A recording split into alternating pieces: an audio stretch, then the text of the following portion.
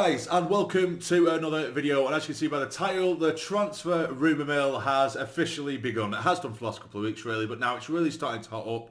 And I only really wanted to go over one if it really stuck out, where it seemed like they did have a bit of validity to it. And the sources from this rumour aren't exactly the best or official or Sky Sports type thing, but it's from accounts that I generally see on Twitter where they're very 50-50. For example, the other week when I made the video stating that Dhannoo was reportedly or rumoured to be injured, it was from these similar sources where it isn't official.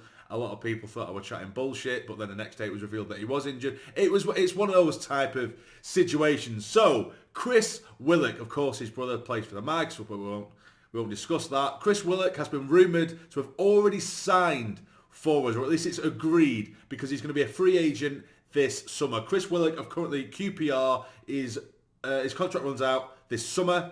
He's a central midfielder, 26 years of age, centre mid who plays a winger as well. So he's got that sort of that versatility about him. Now, in terms of like stats and what have you, when you have a look at his stats, they're not the most impressive in the world. He generally gets sort of 5, 6, maybe 7 goals a season and a handful of assists.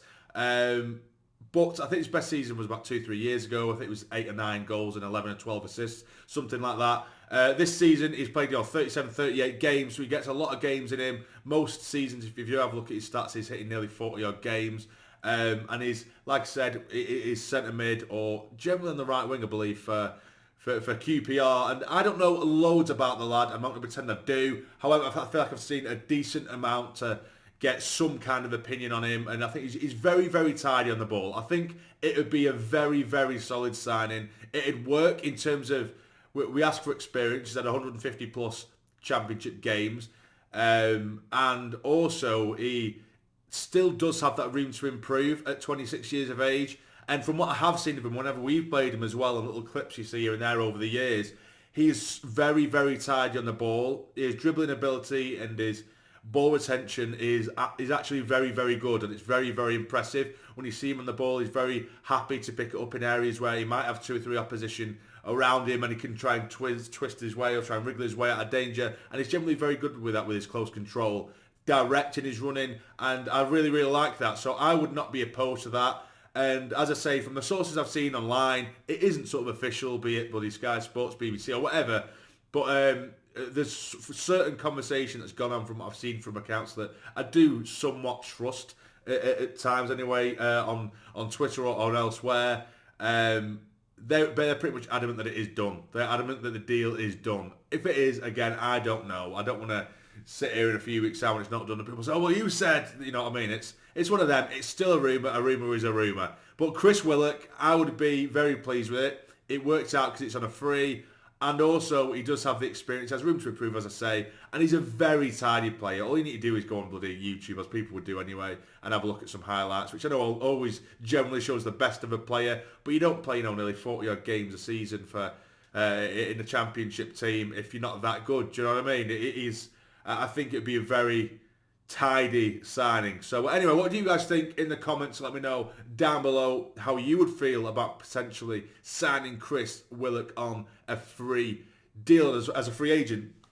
Also, something else I wanted to discuss was, as of recently, there was the player of the season. So I was going to discuss this yesterday, but obviously with the passing of Charlie Hurley, I wanted to just keep that video dedicated to itself and what the content was itself, obviously with it being as sensitive as it is. It was Jack Clark that won Player of the Season, and Trey Hume won Young Player of the Season. A few people have asked me what I think, who I would have given it to. Now, I actually saw a interview with Nick Barnes, of course, on the radio. I think it was this morning or yesterday, and he was doing the award. He was giving the award. He was presenting the awards on that evening, and he said that he thoroughly believed, or he had information where he thought it was going to be Dan Ballard. He was totally under the impression that Dan Ballard was going to win Player of the Season. He had a speech prepped, everything, and then when he was on the stage, opened the envelope and saw it was very much like an Oscar type moment.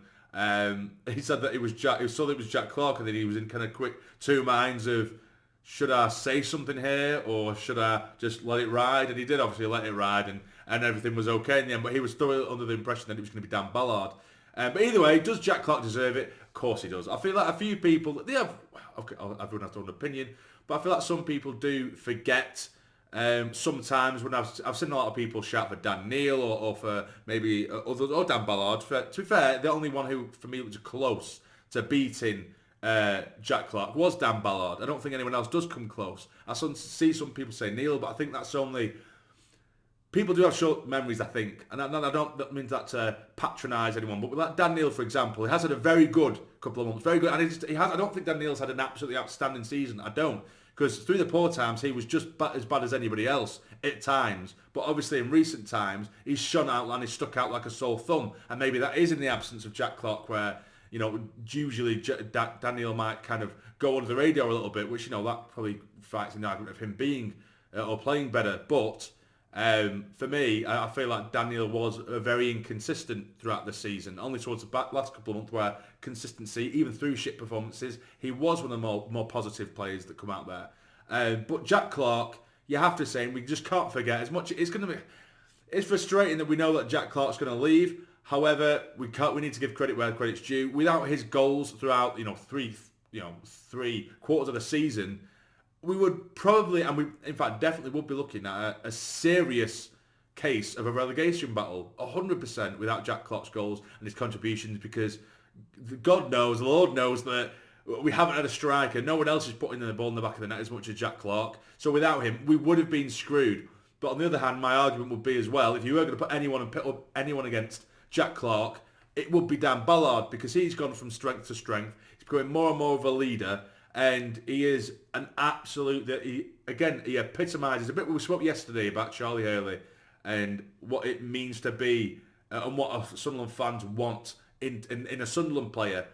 Grit, determination, passion, hard work, resilience. You have that sort of leadership as well. And that does fit Dan Ballard. I'm not saying Dan Ballard is of the same ilk of Charlie Hurley, of course, but that is what you do get generally from Dan Ballard. And his quality shines through, and I'd be shocked if we don't get a few bids in for Dan Ballard as well. So Dan Ballard absolutely had a case for it as well for player of the season, because he has been absolutely phenomenal and he is an incredibly talented defender. I would think that I would hope we'd get at least another season out of him, but he's going to the top for me, and I don't say that lightly. There's some players that I do think that we've got really good players, but I'd like to think, or at least I might think, that I know certain players' ceilings or where their potential may sit.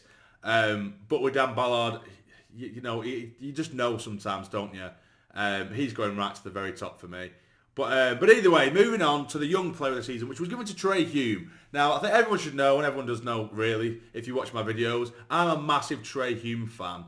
However, I do believe that could have gone to many others, and I don't think this has been Trey Hume's best season. I think over the last 2 or 3 seasons, Trey Hume has undoubtedly, if it was a most improved player, Trey Hume would have got it for the last 3 seasons every season, because the way he came in, even in League One, wasn't really getting too much of a game, and then how he's improved his positional awareness, his tackling ability. I think he's the best tackler in the league, let alone our club.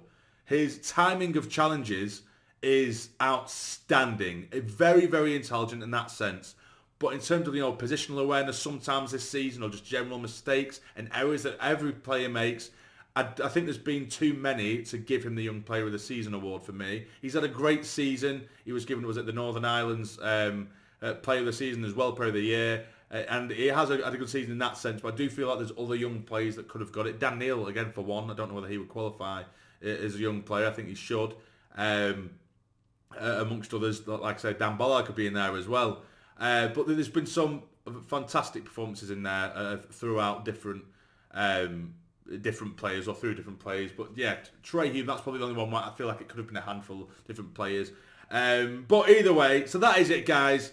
What do you guys think of the potential signing of Chris Willock? We also have, of course, the Player of the Season, Jack Clark. Do you think that is deserved? Do you think Trey Hume's is deserved? Again, with Trey Hume, I'm not saying that he doesn't necessarily deserve it. I just don't think it's been his best season, and there's probably more competition for that Young Player of the Season as to actual Player of the Season, if that makes sense. But either way, if you've enjoyed, hit the like button for me. It'd be massively, massively appreciated. And subscribe to the channel if you're not already to become a fully fledged member of the SUNDERLAND Army. But for now, take care, stay jammy.